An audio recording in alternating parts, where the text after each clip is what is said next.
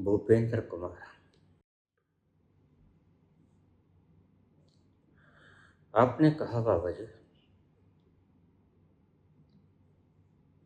हिंदू धर्म कोई धर्म नहीं है।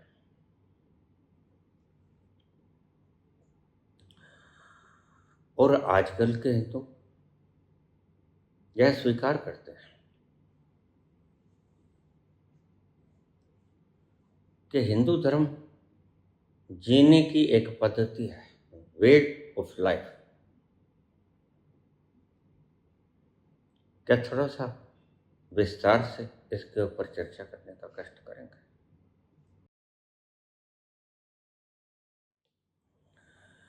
बात निकलेगी तो बहुत दूर तक जाएगी। अच्छा होता अगर तुम इस प्रसंग को न छेड़ते।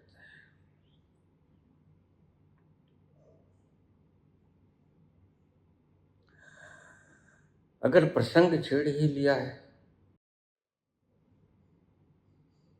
तो आइए ध्यान से सुनिए। हिंदू धर्म कोई धर्म तो है ही नहीं, वर्ण, वे ऑफ लाइफ पे नहीं।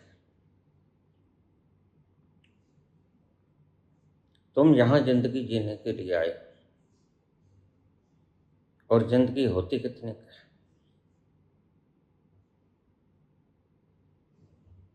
A few years।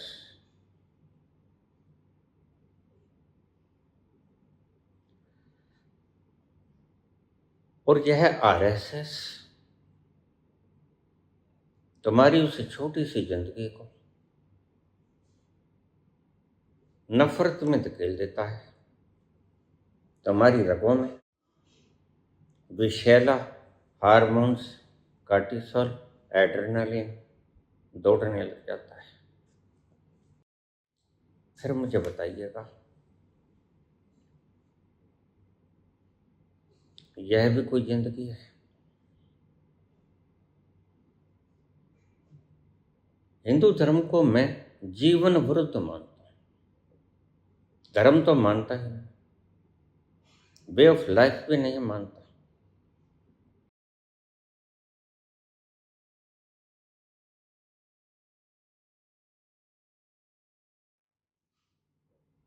दुखी होने का ढंग, वे ऑफ स्ट्रगल भी नहीं, वे ऑफ लाइफ भी नहीं,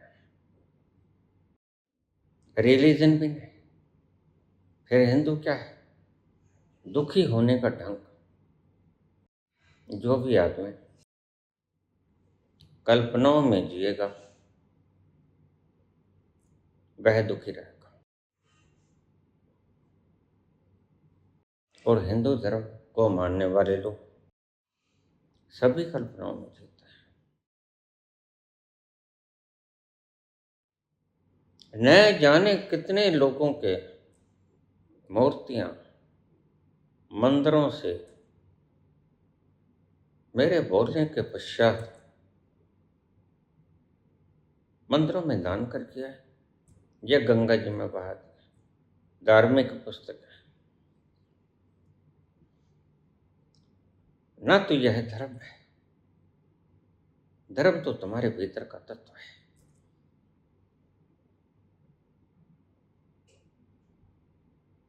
ना ही यह जीने का ढंग है, ना यह जीवन में संघर्ष का ढंग है, वरन यह दुखी होने का ढंग है। अगर तुम दुखी होना चाहते हो, हिंदू हो तो बने रहो। जब तक तुम जियोगे, दुखी जियोगे, वह सुख जिसकी बात ऋषि करता है उसको ना छू पाओगे।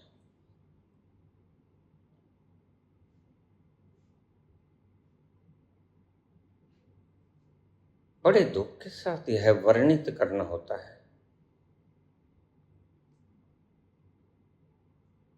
कि यह धर्म तो था सनातन,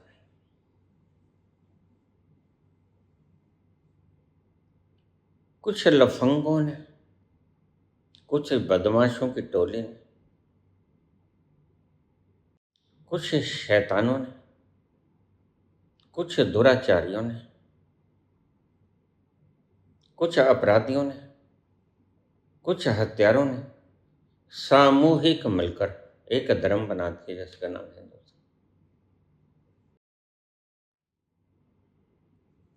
धर्म तो यह सनातन था, जिस सनातन में कृष्ण जन्मे।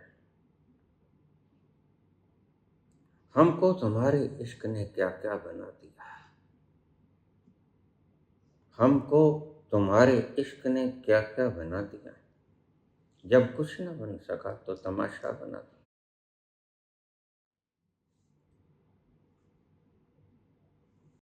यह सनातन इश्क की बात बताता है।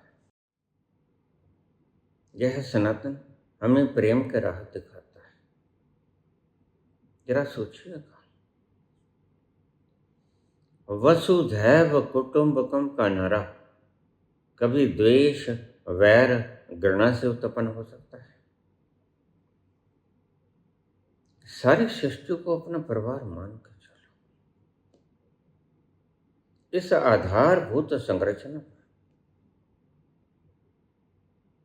क्या द्वेष, नफरत, आगजनी, उसका महल तुम उसार पाओगे? फिर भी तुम्हारी चॉइस, क्योंकि तुम स्वतंत्र हो अपनी जिंदगी बनाने के लिए। वेदर हेवन और हेल, तुम इसे नर्क बना दो, तुम इसे स्वर्ग बना दो। This is in your own hands, यह तुम्हारे अपने ही हाथों में।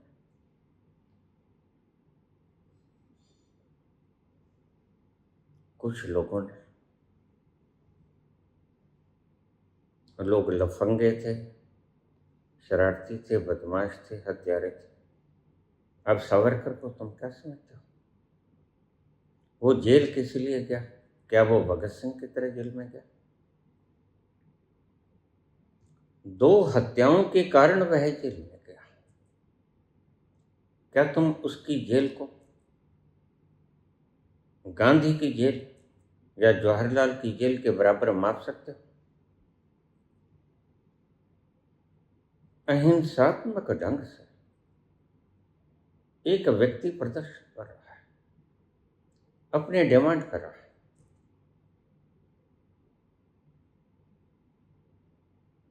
और एक व्यक्ति शरारत के ढंग से, ध्यान रखना, यह संघी सीधे नहीं मारेंगे किसी को, क्योंकि मृत्यु से डरते हैं। फिर इनका नाम बीच में आ जाएगा, फिर कानून का सामना करना होगा। कानून से जो डरते हैं, जेल जाने से डरते हैं, ट्रक में बैठ जाते हैं, सरदार का वेश बदलकर भाग जाते हैं। कितना समझना है इनमें। लड़ाइयां ऐसे थोड़ा लड़ी जाती हैं।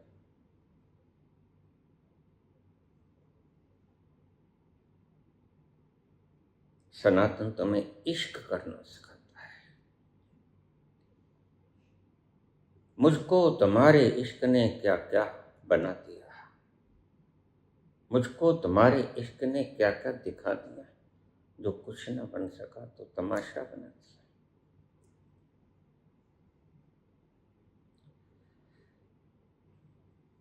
कृष्ण तुम्हें प्यार करना सिखाता है।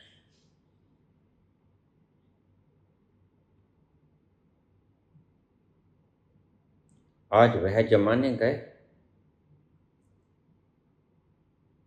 जिस जमाने में तुम्हारी मनुस्मृति का ढांचा काम करता था। इनकी मंशा आज भी वही है। इनके भाषण सुनिए, जैसे ये 1847 में बोल रहे हैं। 12 साल से एक व्यक्ति देश की गद्दी पर बैठा है और वह रोजगार की बात नहीं करता,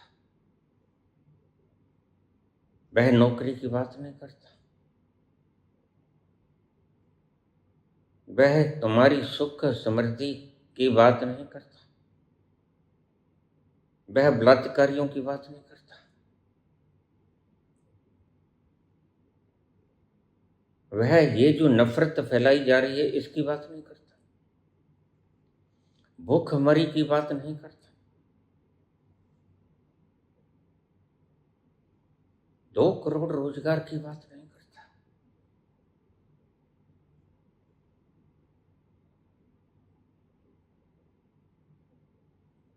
सनातन का तो पहला शब्द है सत्य, और जिन्होंने सनातन को अपनाया, पातंजलि, सत्य अहिंसा अस्त्य ब्रह्मचर्य परिग्रह, उनका प्रथम स्टेप ही सत्य है।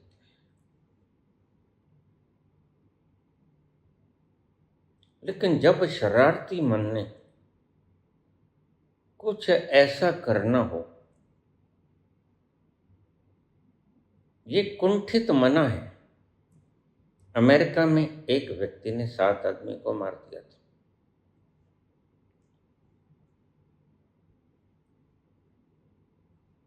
उसको पुलिस ने पकड़ लिया, अदालत में पेश किया गया, रात को सोए पड़ो को मार दिया, सिर पर पत्थर मारकर। अदालत ने पूछा, तुमने इनको क्यों मारा?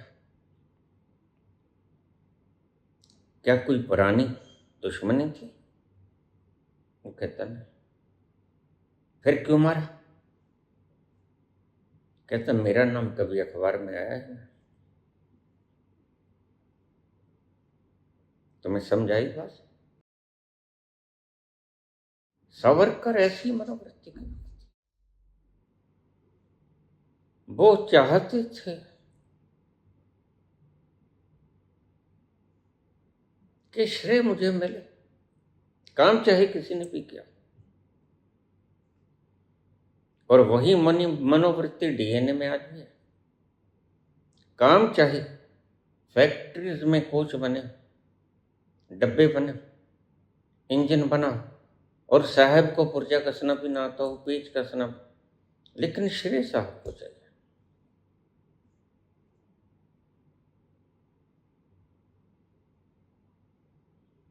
अगर तुम दुखी होना चाहते हो पुत्र भूपेंद्र, तो हिंदू धर्म में ही रह लेना, हिंदू धर्म की मान्यताओं को स्वीकार करना और उनके ऊपर अमल करना, तो तुम दुखी हो जाओगे।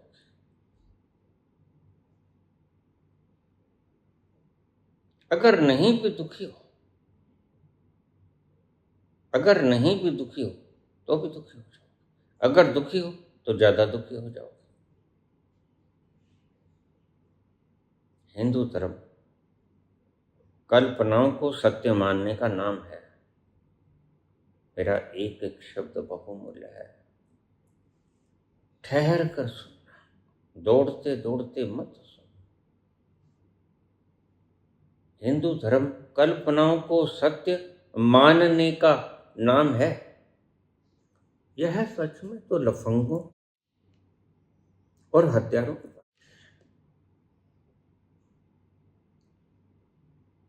जो भ्रमित हो गए थे आजादी के बाद, और इस भ्रम में ही उन्होंने गांधी को मार दिया। यही है कारण हमें आजादी दिलाने का, वरना हम तो 60 रुपये पेंशन ले रहे हैं। यहीं से गुस्सा शुरू होता है। ना तो इन्होंने मातृभूमि से कुछ लेना है, ना बंटवारा गलत हुआ, बंटवारे की सारी परंपरा मुझसे पूछ लेना। 82-18 के ऊपर यह बंटवारा हुआ है हिंदुस्तान पाकिस्तान का, 82-18। एक रत्ती भी इधर नहीं हुआ, रत्ती भी उधर नहीं। हाँ, रेड क्लिफ जो रेखा खींची उसमें थोड़ी गड़बड़ी आई, क्योंकि वह व्यक्ति हिंदुस्तान का नक्शा नहीं जानता था। लाहौर हिंदुस्तान में होना चाहिए था, लेकिन इसका अर्थ ये नहीं कि पाकिस्तान में गलत चला गया, नहीं, पाकिस्तान को कोई और स्थान जाना चाहिए।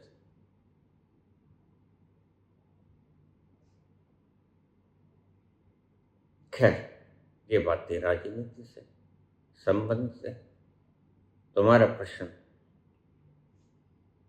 हिंदू धर्म न धर्म है,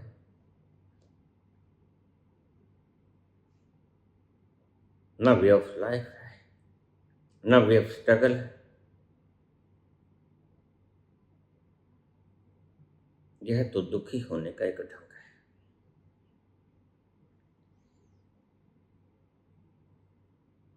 जैसे तुम गधे को अरबी घोड़ा समझे जाओ, वह उड़ नहीं सकेगा, वह तुम्हें तुम्हारे गंतव्य तक नहीं पहुंचा सकेगा।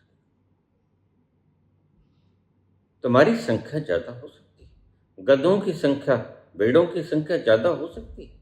संख्या से निर्णय नहीं हुआ करता, सत्य से निर्णय हुआ करता है।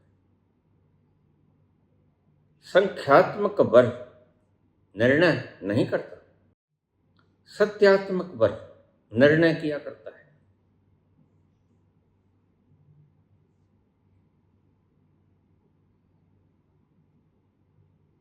वास्तव में यह सनातन धर्म था। सबने अपने अपने धर्म बचा लिए, सनातन अपना धर्म न बचा सका। सनातन उन हाथों में आ गया जो कातिल थे, जो दुराचारी थे, उनके हाथों में आ गया।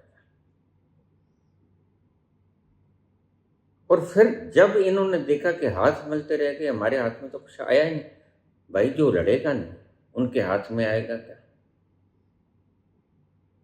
जो लड़े उनके हाथ में आया,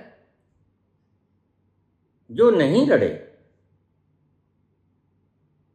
मैं पूछ लेता हूं, ये अजीत डोभाल कह रहे हैं बाबर के बारे में, औरंगजेब के बारे में। मैं इनसे पूछता हूं, क्या तुम्हारे पिताजी ने स्वतंत्रता संग्राम में कोई योगदान दिया? ये कहेंगे नहीं। ये वो लोग हैं जो शेर के मारे शिकार पर गीदड़ कलोल करते हैं। ये बाद में बोलने वाले लोग हैं। हिंदू धर्म कोई धर्म नहीं, हिंदू धर्म तो वसुधैव कुटुंबकम, बड़ा प्यार का संदेश देता है। वह कहता कोई बात नहीं,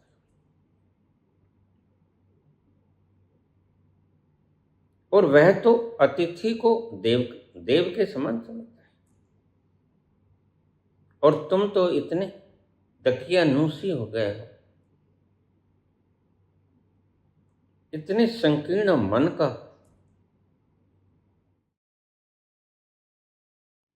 सनातन कभी नहीं।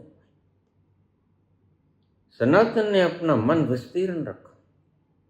वसुधैव कुटुंबकम, सारी वसुधा एक परिवार के समान है। मेरा सारा परिवार है ये, और सत्य भी है। जब तुम उस तल पर जाओगे जो विराट है, तो सारा परिवार तुम्हारा ही होगा।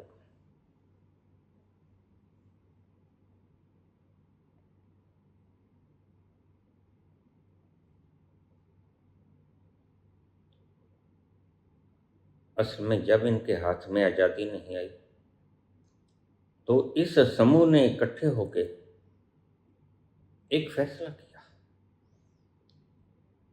हम हार तो गए, अब जीने इन्हें भी नहीं देंगे। तो नफरत फैलाई।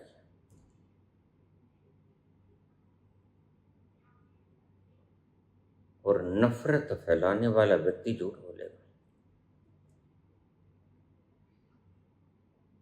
झूठ का सहारा लिया। अरे देखो वहां आग लगी, अरे देखो वहां मुसलमान मर गया, देखो वहां हिंदू मर गया, देखो वहां ईसाई मर गया। आज वे झूठ बोलते हैं। देखो एम जब बना तो दिया मैं। झूठ से निकला हुआ एक धर्म धर्म नहीं है, यह एक पार्टी बन गया बाद में। वो पार्टी बिगड़ती तिगड़ती जनता पार्टी पहले जन संघ था। इनके जलसे जुलूस होते थे, ये 4-6 आदमी आते, उनमें से एक व्यक्ति थे,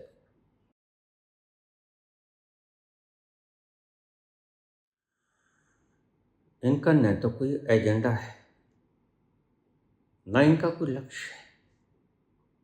ये भटके हुए राहगीर हैं। वह जनसंघ का व्यक्ति मेरे पास आया करता था। जनसंघ के फाउंडर मेंबरों में वही एक था, मैं उसका नाम भूल गया, अपनी सर्च कमेटी से कहूँगा उनका नाम लेके आए कहीं से।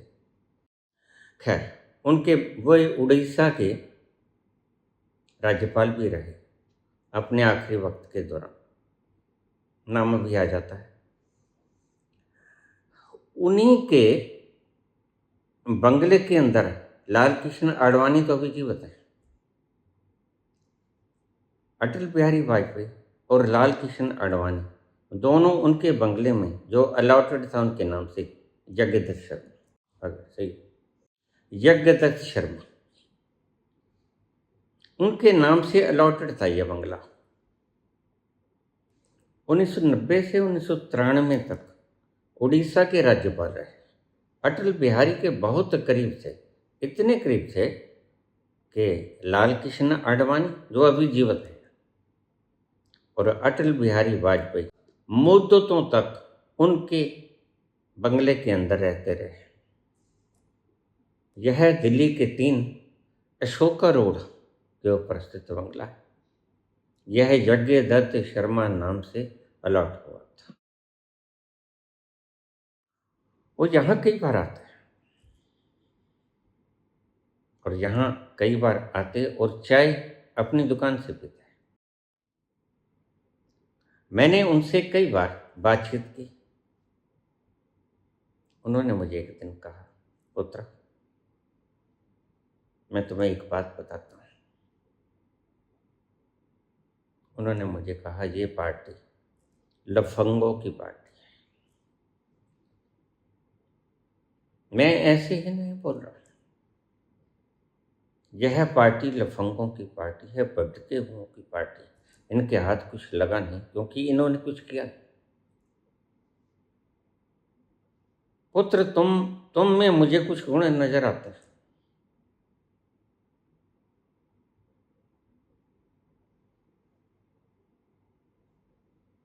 इसलिए तुम भटक मत जाना। बिफोर एनलाइटनमेंट, और आखिरी वक्त तक कभी कभी उनका पत्र मेरे पास आ जाता। मुझे उन्होंने कहा कि देखो, हम आरएसएस से आए हुए हैं, लेकिन तुम इस आरएसएस को ज्वाइन मत कर लेना। ये शब्द थे यज्ञदत्त शर्मा के, बड़े शानदार बुलारे थे वो। मैं 2 ही व्यक्तियों की लफाजी से प्रभावित हुआ, हेमवती नंदन बहुगुण और यज्ञदत्त शर्मा। इन 2 व्यक्तियों की भाषण शैली इतनी शानदार थी कि अटल बिहारी वाजपेयी फीके पड़ते थे। वो कवि थे, हंसी मजाक में, ठट्ठे में कुछ बात कह देते, उससे बात में रौनक आ जाती, लेकिन बुलारे अच्छे नहीं थे अटल बिहारी। यज्ञदत्त शर्मा बहुत अच्छे बुलारे थे, और कांग्रेस के अंदर हेमवती नंदन बहुगुण।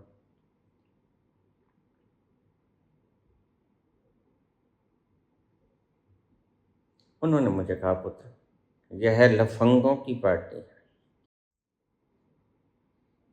और खुद उस पार्टी में रहे, हमारी तो मजबूरी है। एक दिन बहुत खुल के बात हुई उनसे।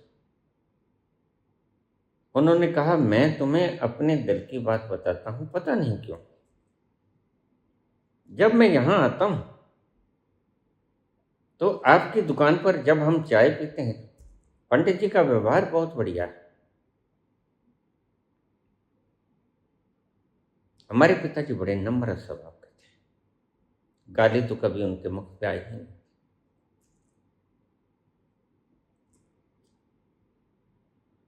बस जब ज्यादा क्रोधित होते तो एक शब्द बोला करते थे, उसका मतलब मुझे आज तक नहीं समझा है।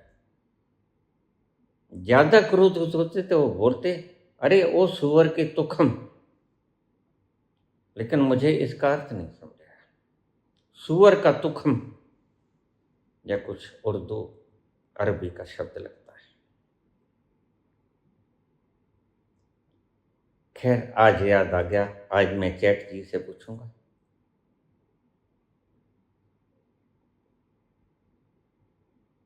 उन्होंने मुझे कहा, अगर सच में देश सेवा करनी है तो हमारा तो लक्ष्य कुछ और है। मैंने पूछा, क्या लक्ष्य आपका? हमारा लक्ष्य है हिंदुओं को ही रखना, मुसलमानों को बाहर निकाल देना। और हिंदुओं में जो विशिष्ट हिंदू हैं, सिर्फ हिंदू और क्षत्रिय, इन दो कौमों को छोड़कर बाकी सबके साथ निश्चिता का व्यवहार करना। ऐसे शानदार स्पष्टवादी व्यक्ति थे वो, उनको पीछे धकेल दिया गया मेरे ख्याल में इसी कारण से। वो बात मेरे मासूम हृदय पर अंकित हो गई। यह लफंगों की पार्टी। और जब 90 से 93 तक उड़ीसा के राज्यपाल रहे तो कभी कभी उनका पत्र मेरे पास आ जाता, पुत्र ठीक हो। मुझे उनका एड्रेस तो पता नहीं था, बस। लेकिन न जाने क्यों उनका पत्र मेरे पास साल 2 साल बाद आता रहता। उन्होंने मुझे विस्तार से समझाया कि देखो, हमारा मंतव्य है मुसलमानों को देश से निकाल देना।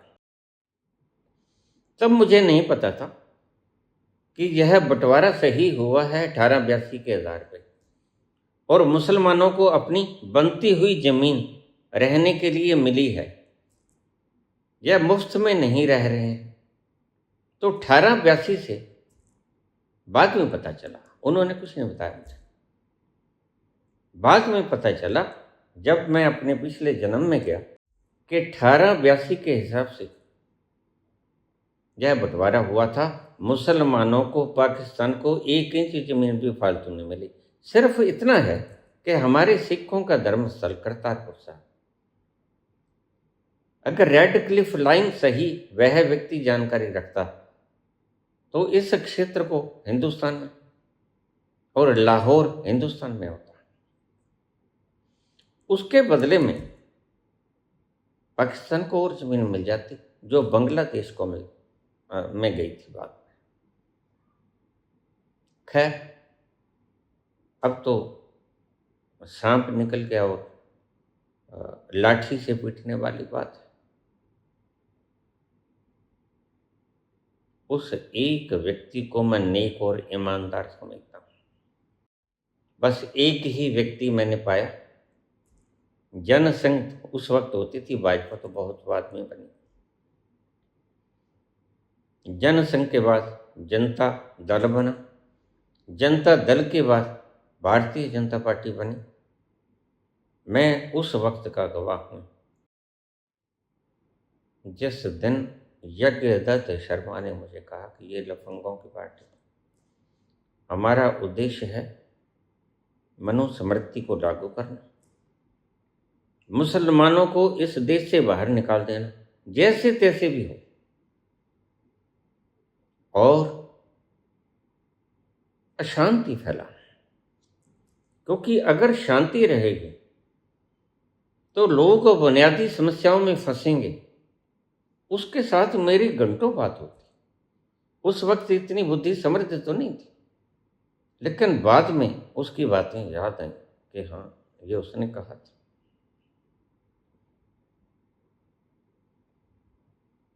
दहशत फैलाओ, अपने बच्चे न पैदा करो, दूसरों के मरवाओ।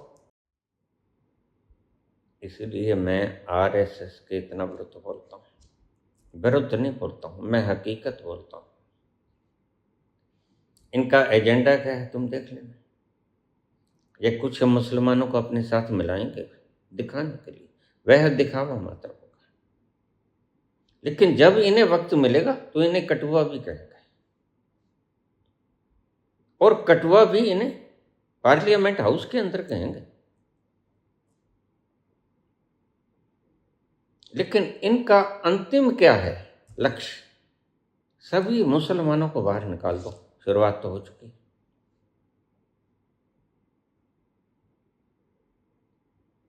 शुरुआत तो हो चुकी है। तुम्हारे 56 मुल्क हो सकते हैं भाइयों, मैं तो उस तल पर हूं ना जहां हिंदू होता है ना मुसलमान। मैं तो जीवन के हक में हूं, मैं तो जीवन के इतना हक में हूं कि हिंदू मुसलमान को छोड़ो, कीड़ी भी नहीं मरनी चाहिए। कीड़ी तो हिंदू मुसलमान नहीं होती, चिड़िया तो हिंदू मुसलमान नहीं होती, बत्तख, हंस, यह तो हिंदू मुसलमान नहीं होता। फिर इंसान कैसे हिंदू मुसलमान होता है? जीव हिंदू मुसलमान होता ही नहीं। जीव जीव होता है, बत्तख बत्तख होती है, हंस हंस होता है, इंसान इंसान होता है, इंसान होता है। तुमने निहित स्वार्थों के कारण हिंदू धर्म बना दिया, जबकि यह था सनातन। सनातन में तुम चल नहीं सकते थे क्योंकि तुम दुष्ट मन के थे, निष्ठुर मन के थे। मुझे कभी कभी हैरानगी भी होती है, लेकिन फिर मैं जब चरित्र पर देखता हूँ अटल बिहारी वाजपेयी, तो मेरा थोड़ा सा शक दूर भी होता है कि यह व्यक्ति खूब दबाकर तो गौ मांस खाता था, दबाकर। और इसने अपनी एक करखैल रख छोड़ी थी, राजकुमारी कौर। यद्यपि वह विवाहित थी, इनमें सब चलता है। दूसरों की धर्मपत्नियों को अपने साथ सुलाना, दोष दूसरों को देना, गांधी पर दोष देते हैं। गांधी तो ब्रह्मचर्य की साधना साध रहे थे। उनके चित्र क्या दिखाते हो? उन्हें कुछ छुपाने की चेष्टा की? तुमने कुछ उगाड़ने की चेष्टा नहीं की। तुम रात भर गुजार देते हो पर स्त्रियों के साथ, लेकिन तुम मुश्क भी नहीं निकालते। तुम तो मुश्क को दबाने के लिए वैश्याओं को खरीद लेते हो कि तुम मुश्क को दबाए रहो। इनका मतलब है सिर्फ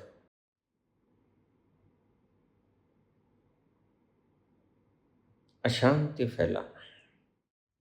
और भगवान कृष्ण का एक शब्द है, जहां शांति है वहां समृद्धि है। अब इस शब्द को आप गांठ बांध लेना, क्योंकि मेरे जानने के बाद दूसरी पुश्तों के काम आएगा।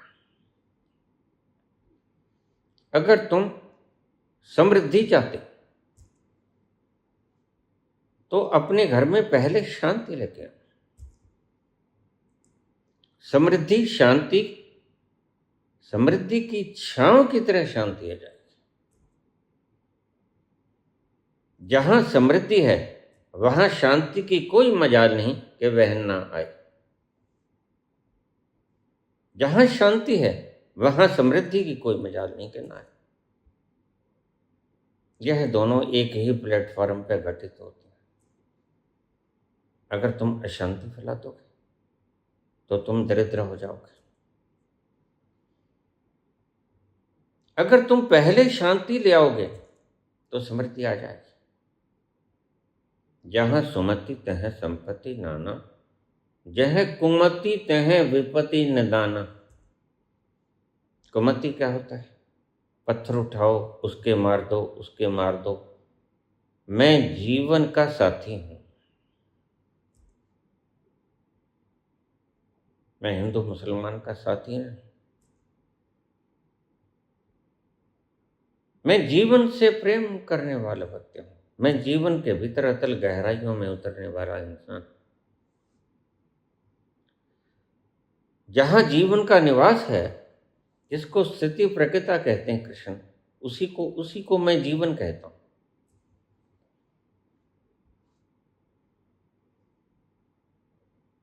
जो व्यक्ति या जो भी कुछ जीवंत है, प्रत्येक जीव से मैं प्यार करता हूं। मैं जीवनवादी हूं।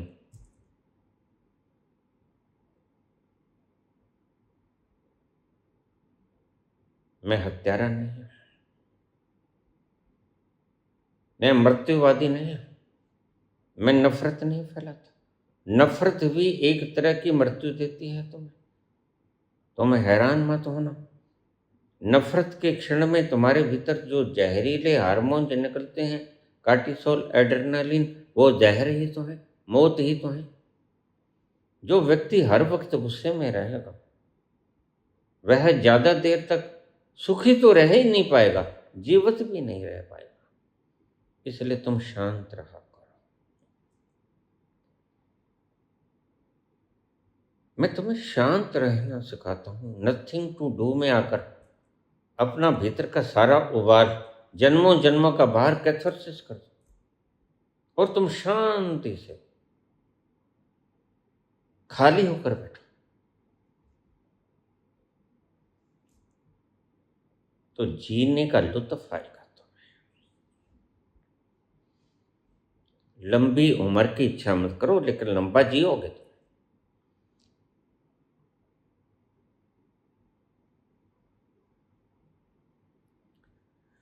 जिंदगी की न टूटे लड़ी, प्यार कर ले घड़ी दो घड़ी। लंबी लंबी उमरिया को छोड़ो, लंबी लंबी उमरिया को छोड़ो। प्यार की एक घड़ी है बड़ी, प्यार कर ले घड़ी दो घड़ी। हो जिंदगी की न टूटे लड़ी, प्यार कर ले घड़ी दो घड़ी। मैं रोज कहता हूं, एक क्षण पैदा कर लो उस जीवन का, जिसको स्थिति प्रज्ञता कहते हैं कृष्ण, सुरती कहते हैं कबीर।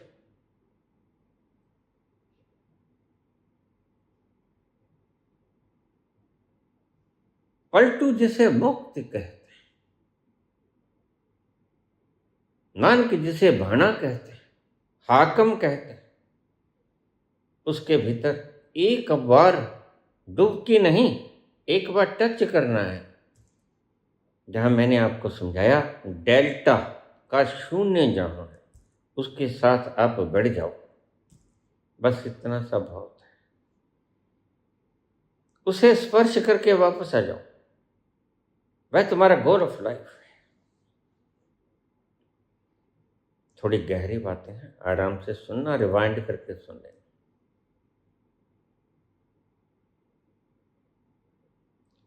जिसने वह नहीं पाया,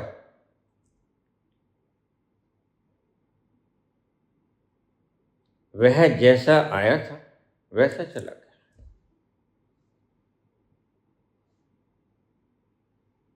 वह यहां से कुछ कमा के नहीं गया। यहां कमाना होता है चेतना की प्रॉस्पेरिटी। चेतना का सतर बढ़ाना होता है मानस के जामे में, और यह बढ़ता है प्रेम से, त्याग से, बलिदान से। इसलिए बड़े बड़े संतों ने बलिदान दिया। गुरु तेग बहादुर, खुद का कोई झगड़ा नहीं था, लेकिन कश्मीर से कुछ ब्राह्मण आ गए, कहते एक महान पुरुष का बलिदान चाहिए। गुरु तेग बहादुर जाकर शहीद हो गए, कोई दुश्मनी ना थी। गुरु गोविंद सिंह शहीद हो गए, 4 नन्हे बच्चे कुर्बान कर दिए। बलिदानी व्यक्ति, इस्लाम ने ये शब्द गलत ले लिया। अल्लाह को प्यारी है कुर्बानी, कुर्बानी तो प्यारी है, लेकिन कुर्बानी भेड़ बकरे की नहीं, मासूम मेमने की नहीं, जीवों की नहीं। यह तो तुम्हारे स्वाद के ढंग है, तुम मांस का स्वाद चखना चाहते हो, इसलिए तुमने त्योहार इस स्वाद की बुनियाद के ऊपर खड़े कर दिया। कभी बकरीद है, कभी कुछ है, लेकिन शामत आ जाती है जीवों की। मैं जीवन का हितकारी हूं, और सिर्फ मनुष्य का ही नहीं, समस्त ब्रह्मांड में, अखिल विश्व में जो भी जीवन है, मैं उससे प्रेम करता हूं। यह मेरा अपराध भी हो सकता है, तो मुझे कहते हो तुम मुसलमान से प्यार क्यों करते हो? बस यही अपराध मैं हर बार करता हूं, बस यही अपराध मैं हर बार करता हूं। आदमी हूं, आदमी से प्यार करता हूं, आदमी हूं, आदमी से प्यार करता हूं। मैं कहता हूं दलित भाइयों, अगर तुमने पुराने दिन लौटाने हैं, तुम नहीं जानते सरकार की हैसियत को। तुम धोखा खा गए, फिर धोखा खा गए। यह जालिम लोग हर प्रकार की जालिमाना हरकतों से निपुण है। ये झूठ भी बोल सकते हैं, कभी कभी तुम्हें लालच भी दे सकते हैं, कभी कभी तुम्हें डर भी दिखा सकते हैं, कभी कभी तुम्हारे साथ समझौता भी कर सकते हैं, कभी कभी तुम्हें पुरस्कार भी दे सकते हैं। ये लो भारत रत्न। लेकिन एक बात को समझ लेना, ये हिंदू हैं, हिंदुओं पर कभी एतबार न करना। हिंदू ही आरएसएस बने, आरएसएस की उपज है बीजेपी। वैसे तो सिख पता नहीं जहां कैसे आ गए, आना नहीं चाहिए। अभी सिख भाइयों को पता ही नहीं लगा। आपके 750 किसान शहीद हो गए, और इसने आकर बिल्कुल आखिर में, इसकी प्रणाली ही ये है। अब कॉकरोच पार्टी से क्या होगा, मैं तुम्हें बताता हूं क्या होगा। ये सारी शक्ति इनकी नारेबाजी में खत्म कर देंगे, खींचेंगे जितना खींच सकते हैं, क्योंकि सत्ता इनके हाथ। देखिए कमाल की बात है, मेहनत आपकी, आपके खून का पसीना बहा, आपके सारे तन बदन के कपड़े ढीले हुए, गीले हुए, फट गए,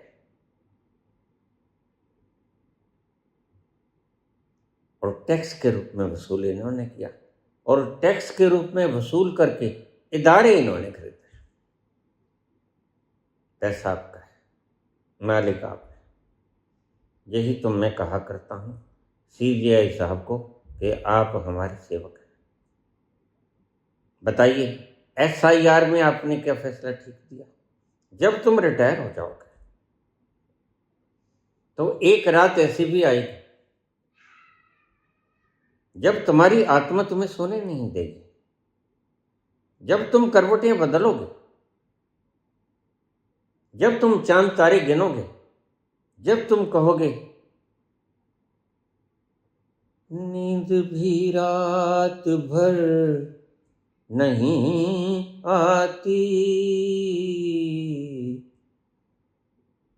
अब सितारे भी कम निकलते हैं, याद में तेरी जग जग के हम रात भर करवटें बदलते हैं, हर घड़ी दिल में तेरी उल्फत के धीमे धीमे चिराग जलते। जिन्होंने भी गुनाह किया उन्होंने बेसिक चीज न समझी कि यह पैसा है किसका। कौन अपने खून पसीने की गाढ़ी कमाई तुम्हें सौंप रहा है? वो जनता है। अब्राहम लिंकन का शब्द मैं अक्सर कहा करता हूं, government of the people, by the people, for the people, shall not perish from the earth.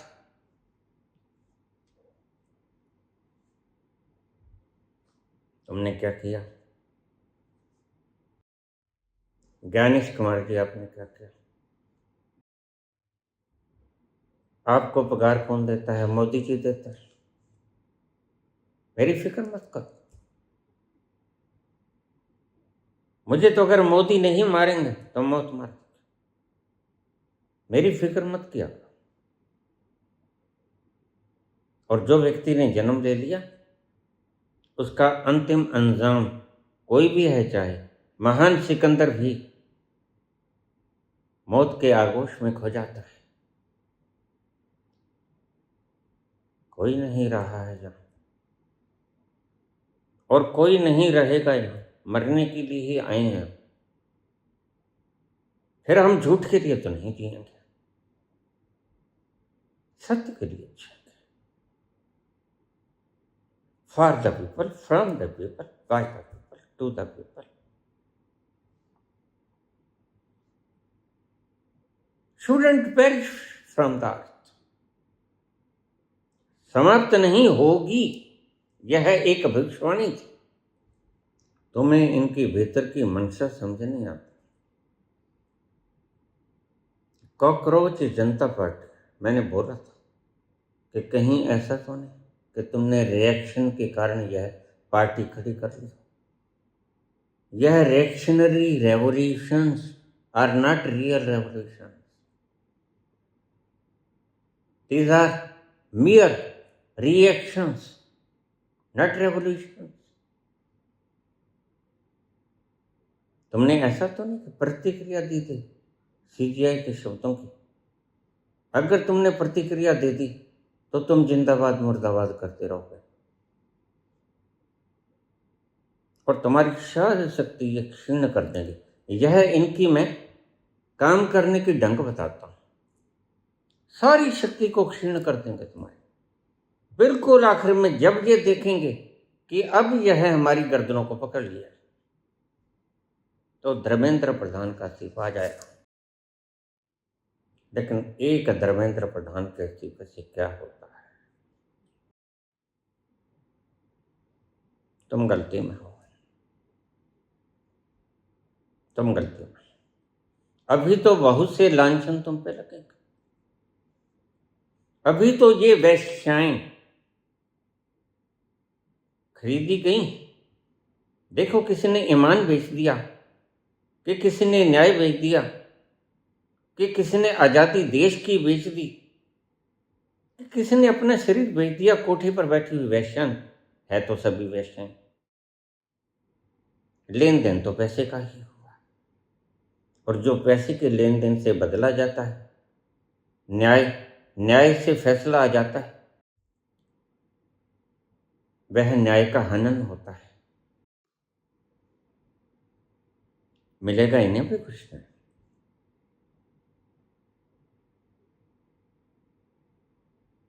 दूसरों के घर अंधेरा करने वालों, रोशनाई तुम्हारे घरों में भी नहीं होगी। तुम भी जब घर के भीतर जाओगे तो तुम कहोगे ये कैसा अंधेरा है। तुम भी उन्हें सुनसान ही पाओगे, लेकिन जो राह तुमने पकड़ी है वो गलत है।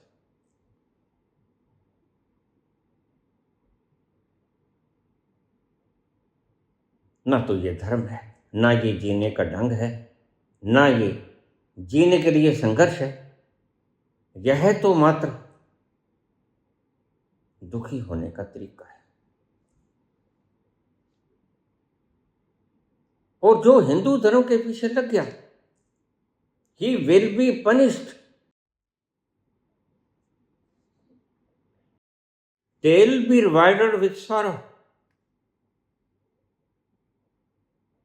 उन्हें पुरस्कार तो मिलेगा, they'll be rewarded as sorrow, लेकिन दुख का पुरस्कार मिलेगा, सुख का नहीं।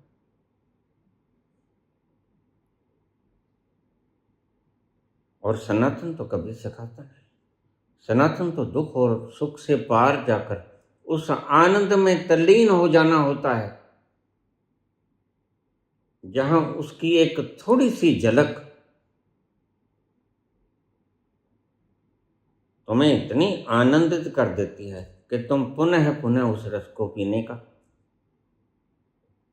प्रयास करते हो। तुमने जाना है वहां, और वहां जाने के बाद कोई एम बाकी नहीं बचता। This is the lost target of life.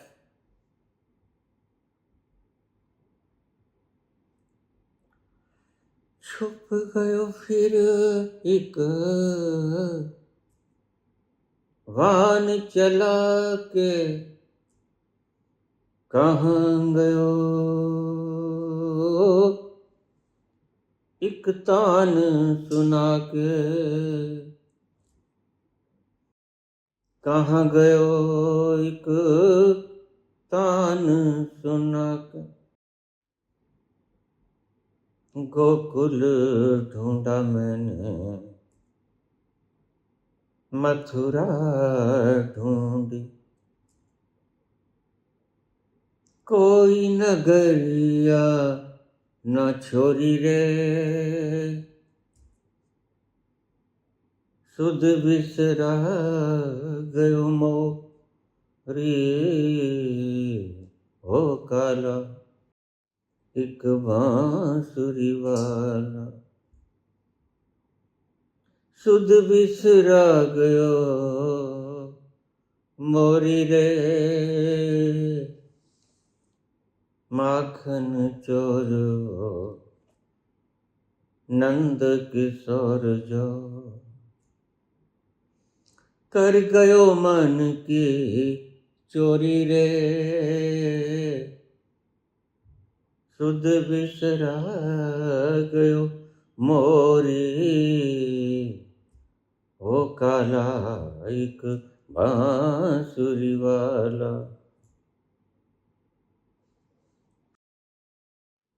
यह सनातन ने सिखाया था, और सनातन से विकृत हो गया हिंदू धर्म। हिंदू धर्म का कोई टारगेट नहीं।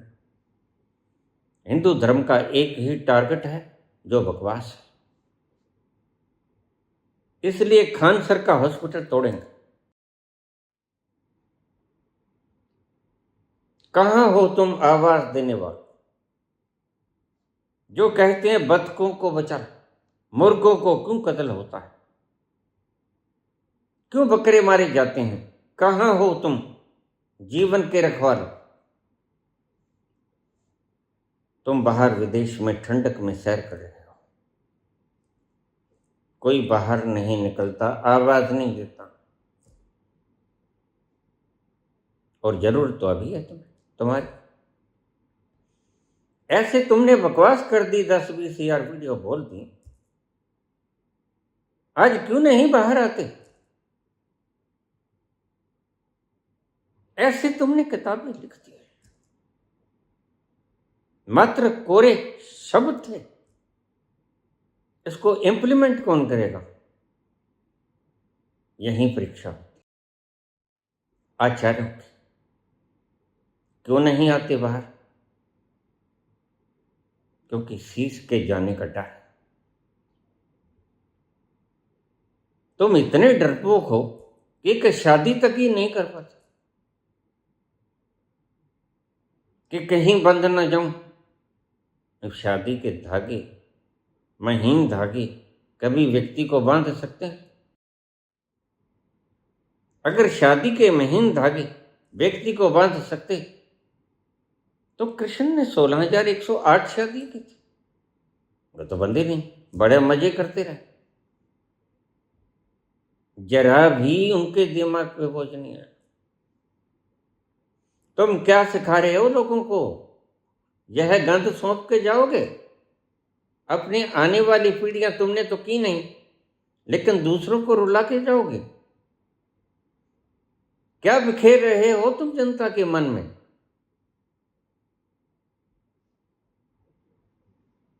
मैं तुम्हें सुझाव दूंगा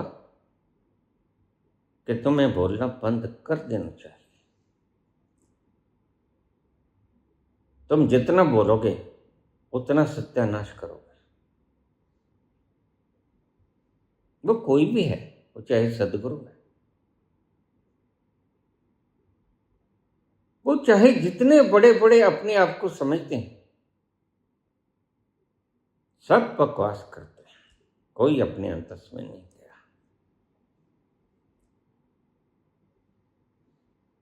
कोई एक तो मुझे दिखे जलता हुआ चिराग। अगर जलता हुआ चिराग है तो इतना अंधेरा क्यों है?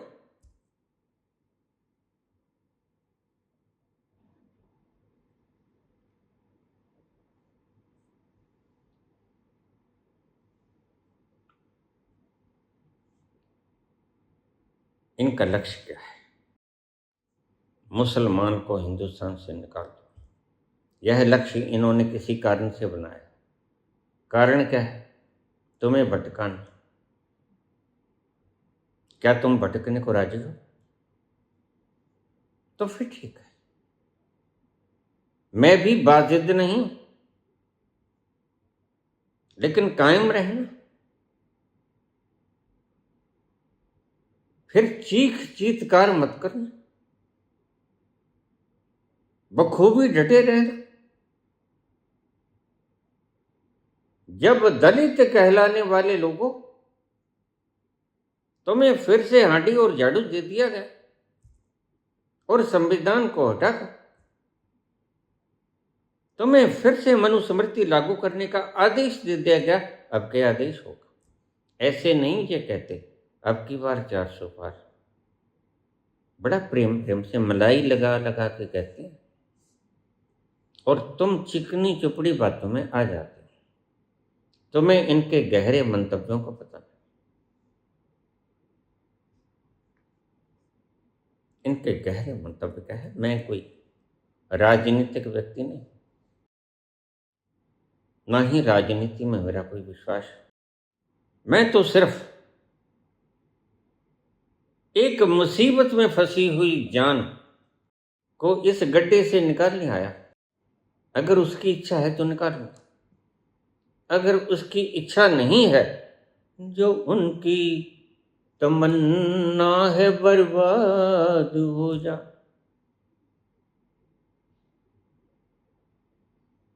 अगर तुम बर्बाद ही होना चाहते हो तो मेरी इच्छा अन्यंत्र नहीं है। मेरी इच्छा तुम्हारे संग है। मेरी इच्छा बृहद के साथ हुआ करती, उसी का हुक्म है। हुक्म है अंदर सबको, बाहर हुक्म न कोई। नानक हुक्म है जे बुझे तो होमे कहे ना कोई। मेरा अपना कुछ नहीं है और यह मैं अपने अनुभव से बोलता हूं। अगर तुमने बर्बाद होना है जाने, अगर तुमने अपना चैन गंवाना है तो आरएसएस और उससे जुड़ी हुई संस्थाओं में भर्ती हो जाना, तुम्हारा चैन कम हो जाए। तुम जो मजे की नींद सोते थे, तुम तो कहोगे हम तो अब भी सोते हैं। नहीं, यह आराम की नींद, मजे की नींद नहीं। यह बड़ा फर्क होता है। अभी वक्त बहुत हुआ जाता है, 1 घंटे से ऊपर का प्रवचन हो। मजे की नींद क्या होती है और आराम की नींद क्या होती है? There is a lot of difference between that two. दोनों में बड़ा वृहद फर्क है।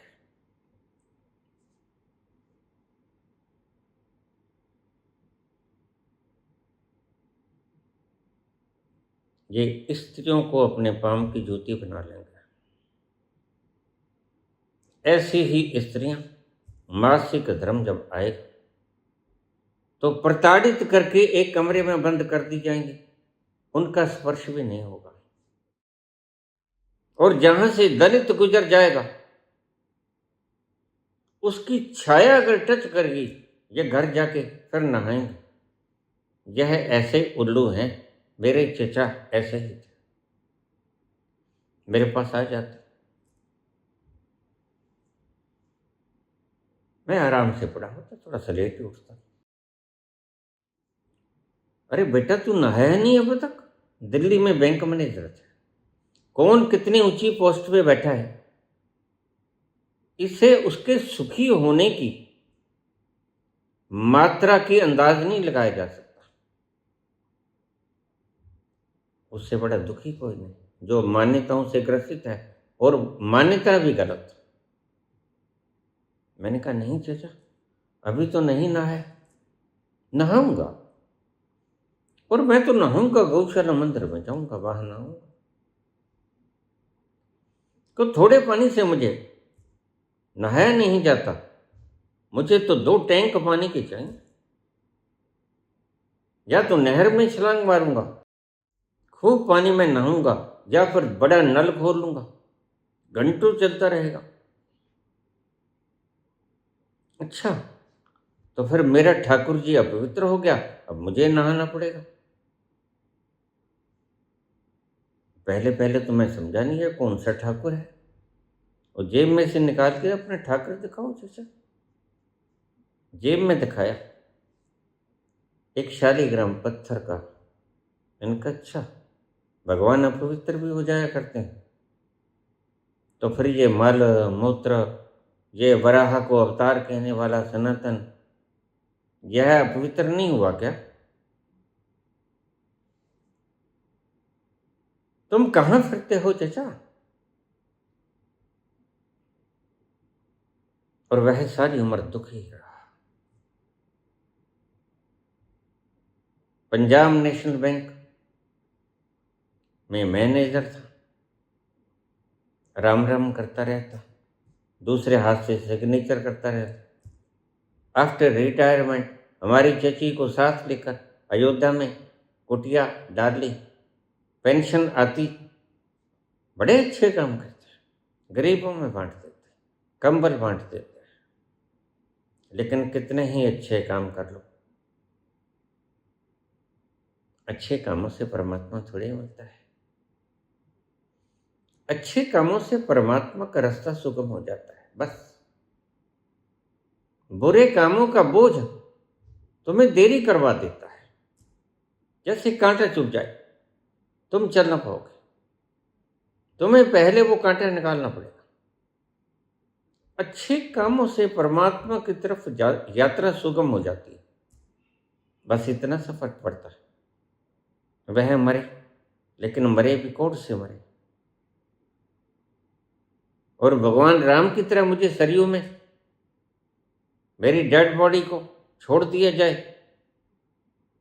अब वह गला हुआ शरीर किसी ने खाया होगा, गल चुका था शरीर।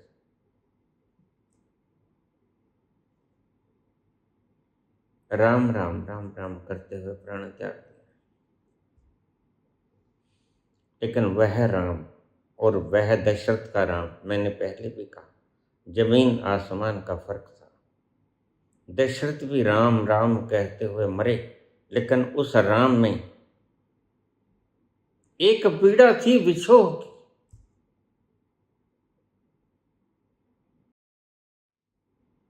और मेरे चचा के नाम के भीतर बिछोह की पीड़ा नहीं, मात्र पुनरावृत्ति थी, मात्र रेपिटेशन ऑफ वर्ड्स था, शब्दों की दोहराव। दोनों ही मरे, लेकिन चचा मुक्त नहीं हो रहे। चचा यहीं फिर रहे हैं, अभी तक उन्हें जन्म ही नहीं मिला।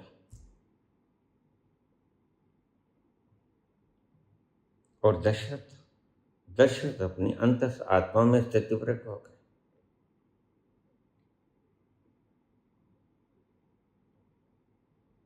तो मैं तुमसे कहता हूं कि हिंदू धर्म की जो मान्यता है, यज्ञदत्त शर्मा कहा करते, ये लफंगों की जमात है पुत्र। न जाने परमात्मा ने मुझे कैसे कैसे लोग मिलाए, जिन लोगों ने सत्य मुझे प्रकट कर दिया। अब सोच सकता है कोई व्यक्ति, मैं खुद ही नहीं सोच सकता। जनसंघ का व्यक्ति जो आरएसएस में हो, वह अपने मुख से ये शब्द कहेगा या वह विराट कहलवाएगा मुझे?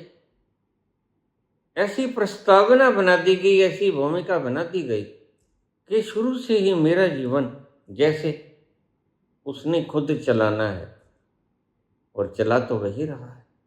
तुम्हें पता नहीं है, मुझे पता है, इतना सा फर्क। चला तो वही रहा है, अन्यथा सूरज, चांद, तारे, ग्रह, नक्षत्र, इनको चलाने वाला तुम तो इतनी बात कह के खत्म कर देते हो, वो है ही। इतने से बात थोड़ी खत्म होती है। तुम्हारे पेट में दर्द है और तुम उछालियां मार रहे हो, डॉक्टर कहे कि दर्द होता ही, क्या करोगे? अरे भाई, दर्द होता है, जिस लग जाने, जिस तन लागे सो तन जाने। कोई अनुभव किए है, किसी के दर्द हुआ है, उसने अनुभव किए कि दर्द होता है। तो कोई एक कबीर देखता है, नानक देखता, मीरा देखती है और नाचती है। तुम्हारे कहने से कैसे सिद्ध होगा? तुम शब्द मात्र से कह दो कि वह नहीं है, हम कैसे मान लें? लेकिन यहां तो 24 घंटे उसके रस में रंगे हुए। लाली मेरे लाल की, जित देखूं तित लाल, लाली खोजन में गई, मैं भी हो गई लाल। तुमने वह तल देखा नहीं, यह तुम्हारा अहंकार मानता नहीं, तो फिर दुखी ही बने रहो, लोगों को देते रहो। यह अज्ञान का पोटला, वो भी अपने सिर के ऊपर रखे रहेंगे और दुखी रहेंगे।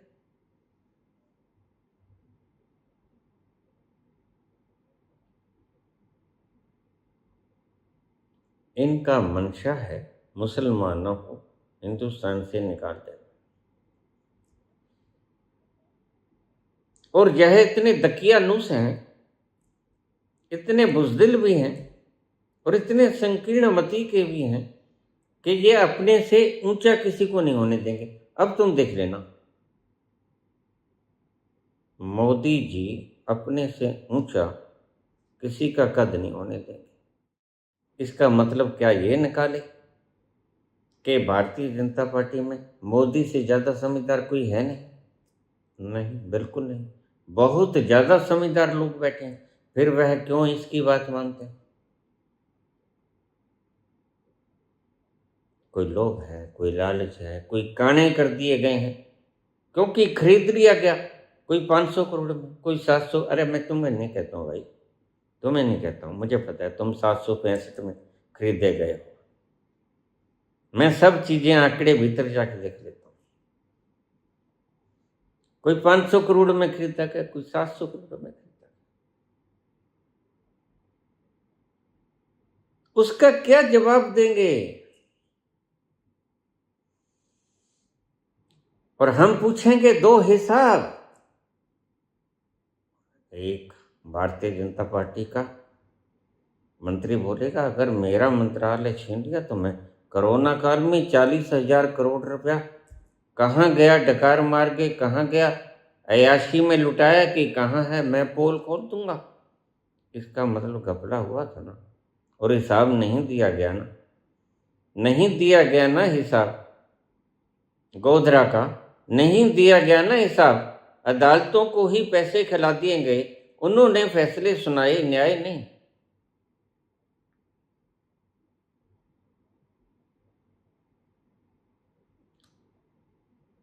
बूढ़ा मरे जवान हत्या ताई काम, हमारे हरियाणा में कहावत, मारा हरियाणा मारा ही है भाई।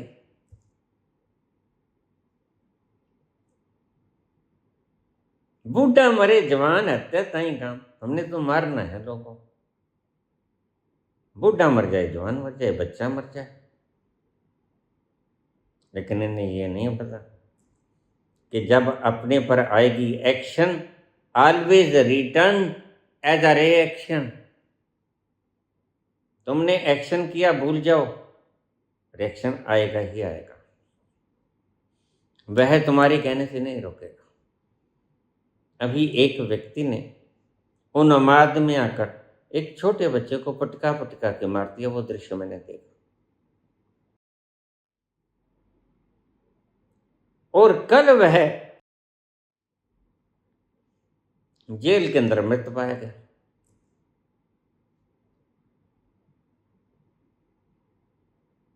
तो एक्शन का रिएक्शन आता है, तुम्हारे का ही से रुकता नहीं। तो इनकी मंशा क्या है, इनका लक्ष्य क्या है? इन्हें असली लक्ष्य तो बताने वाला कोई आया ही नहीं। चाहे परमानंद अपने आप को युग पुरुष कह ले, लेकिन वह युग पुरुष नहीं है, वह युग नाशक है। अगर तुम उस तल को छू लिए थे तो फिर ये मंदिर बनाने में तुमने योगदान अहम क्यों दिया? मैं तुमसे पूछ रहा हूं, योग पुरुष परमानंद जी, ये टांट में 90-95 साल ले लिए, क्या तुम्हारे जो कर्म हैं, जो तुम आचरण कर रहे हो, वो भीतर पहुंचे हुए प्राणी का आचरण है? वह उस कृष्ण के द्वारा बोले गए संवाद का आचरण है?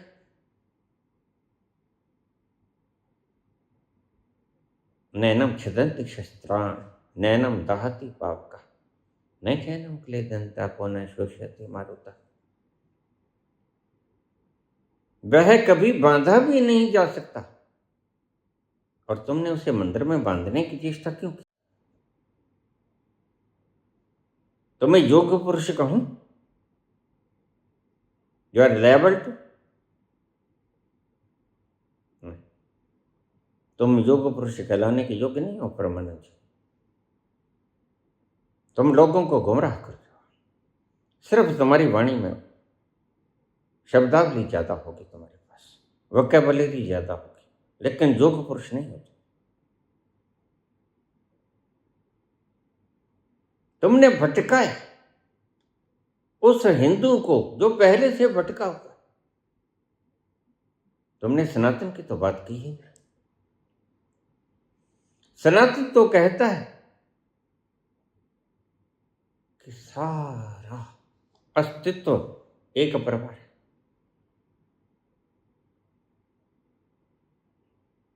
फिर कहां जाओगे? भगवान को मंदिरों में कैद करने वाले, क्या तुमने भगवान देखा है? क्या अंदाज लगता है इसे? क्या तुम इतना भी नहीं जानते? वह तुम्हारे ही हृदय स्थली में बैठा हुआ है, तुम्हारे ही अंतस में विराजमान है। मेरे पास लोग आ जाते हैं, मैंने कहा काहे मशक्कत की, जब भी मिलेगा तुम्हें अपने भीतर से मिलेगा, मेरे पास इकट्ठा मत करो। वो मेरे भीतर भी उतना जितना तुम्हारे भीतर इज प्रेजेंट एवरीवेयर, और उतना ही है, कमती भी नहीं, ज्यादा भी नहीं। फिर तुम यहां एक बार आ जाते और दीक्षा ले जाते और ढूंढते अपने अंदर, जहां चीजें होती हैं वहां मिला करती हैं, और वह तुम्हें भी अपने भीतर ही मिलेगा। तो क्यों नहीं भीतर उतरे? तो तुम्हारी कर्म बता देते हैं कि तुमने क्या गेट किया है।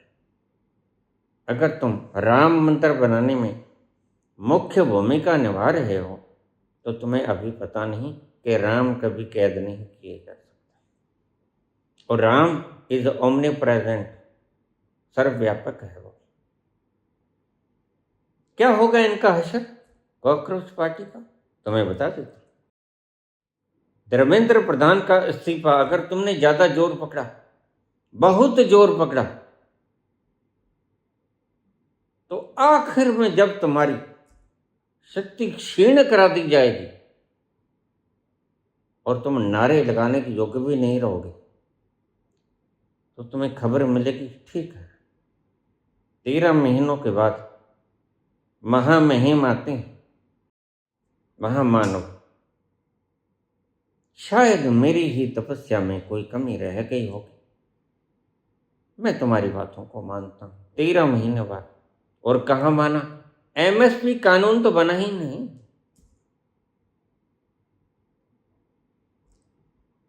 फिर यह कह देगा ठीक है बच्चों, धर्मेंद्र प्रधान का इस्तीफा हम दिला देते हैं और धर्मेंद्र प्रधान अपना इस्तीफा दे देगा and he will be promoted. मेरी आज की बात तुम लिख लो, उसका प्रमोशन हो जाएगा। सत्ता इनके हाथ में है, साधन इनके हाथ में, गलत हाथों में चला गया। अब गलत हाथों से छुटकारा कैसे पब्लिक के हाथों में आए, वह मैं कोशिश कर रहा हूं। तुम क्या समझते हो मैं ऐसे ही बैठा हूं? नहीं, मैं तुम्हारे लिए कुछ कर रहा हूं। क्यों अपने लिए करने को कुछ बचा नहीं। मैंने सब पा लिया जो पाया जा सकता है। अब तुम्हारे लिए कुछ पाने की योजना बनाई हूं। तो तुम जब सब खत्म हो जाएगा तुम्हारे भीतर से शक्ति, तुम कहते हो हम सारे देश विदेश में निकलेंगे, निकलो। सब जगह जिंदाबाद मुर्दाबाद होगा, धर्मेंद्र प्रधान इस्तीफा दो। जब तुम थक जाओगे आखिर में 13 महीने के बाद प्राइम मिनिस्टर ऑफ इंडिया आएंगे, कहेंगे ठीक, शायद मेरी ही तपस्या में कोई कमी रह गई होगी। और धर्मेंद्र प्रधान का इस्तीफा ले लिया जाएगा, लेकिन स्वयं नेस्त नाबूद करने वाला पनौती तो अभी बैठा है, स्वयं यह नरेंद्र मोदी काल स्वरूप, यह बख्श देगा हिंदुस्तान को, यह इस्तीफा लेगा।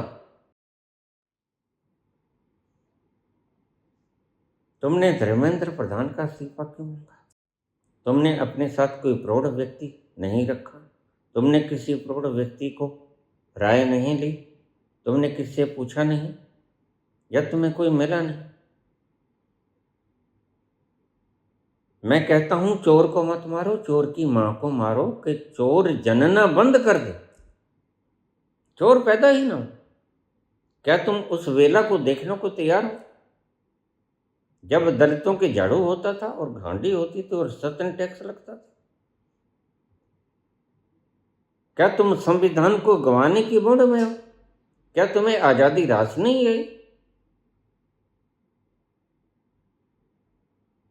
तुम जानते हो तुम किन व्यक्तियों के पल्ले पड़ गए? यह देश को कहां लेके जाएंगे? यह वही व्यक्ति है जो 60 रुपए में बिक जाते हैं।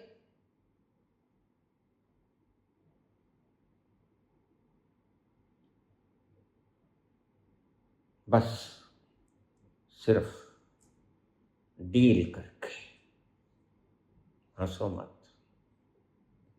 नजरा बड़ा गंभीर है। डील हो जाए, हम तुम्हें 60 रुपए दे देंगे और देखो हमारी कस्टडी में रहोगे, और देखो हिंदुओं को अंग्रेजों का वफादार बना दो।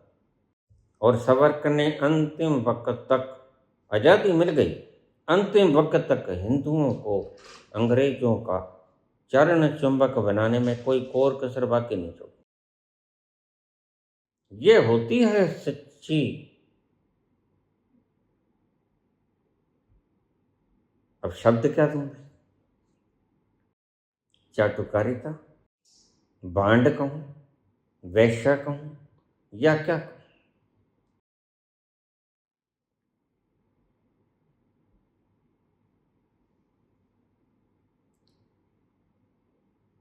यह देश मैं आज नहीं बोल रहा, मैं 12 वर्ष बाद बोल रहा। पहले दिन बोलता तो मैं बोला ही नहीं। 12 वर्ष बाद मुझे पता था जो होगा, और आगे भी पता है। मैंने तुम्हें कहा है तुम लाख कोशिश कर लो, अमेरिका लाख कोशिश कर लो, कोई मुल्क लाख कोशिश कर ले, जब गद्दी के ऊपर पनौती है 2047 में, पता नहीं मोदी रहेगा कि नहीं, विकसित राष्ट्र तो नहीं होगा, यह तो मैं बोल चुका हूं। और इस देश के 30 टुकड़े हो जाएंगे, क्योंकि तुम्हारे कर्म ऐसे। तुम बंटवारे में श्रद्धा रखते हो और बंटवारे का दोष गांधी पर चेप देते हो। आज भी ऐसे मूर्ख बैठे जो कहते बंटवारा तो गांधी ने कराया। बस ये सिर्फ व्हाट्सएप देखते हैं, इनके पास है ही व्हाट्सएप। व्हाट्सएप लाया ही इसलिए गया है इनके लिए कि ये कभी साहित्य को न पढ़ ले। गांधी बेचारा रोता रहा, पीटता रहा, नोआखली के अंदर अकेला। तुम जश्न मना रहे थे, वह अकेला अपनी सोटी के साथ आंखों में आंसू। कोई हमदम न रहा, कोई सहारा न रहा, कोई हमदम न रहा, कोई सहारा न रहा। हम किसी के न रहे, कोई हमारा न रहा, कोई हमदम न रहा, कोई सहारा न रहा। हम किसी के न रहे, कोई हमारा न रहा, कोई हमदम।